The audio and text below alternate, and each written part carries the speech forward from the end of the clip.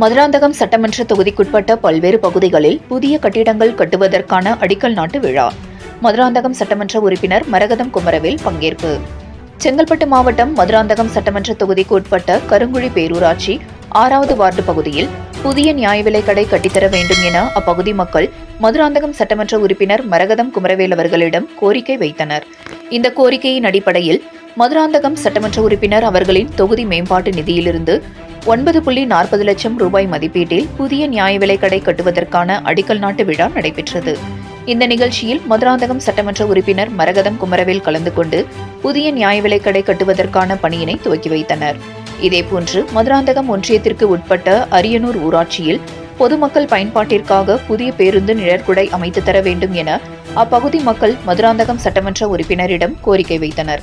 இந்த கோரிக்கையின் அடிப்படையில் மதுராந்தகம் சட்டமன்ற உறுப்பினர் அவர்களின் தொகுதி மேம்பாட்டு நிதியிலிருந்து 7 லட்சம் ஒதுக்கீடு செய்து இந்த புதிய பேருந்து நிழற்குடை கட்டுவதற்கான அடிக்கல் நாட்டு விழா நடைபெற்றது. இதில் மதுராந்தகம் சட்டமன்ற உறுப்பினர் மரகதம் குமரவேல் கலந்து கொண்டு புதிய பேருந்து நிழற்குடை கட்டுவதற்கான பணியினை துவக்கி வைத்தனர்.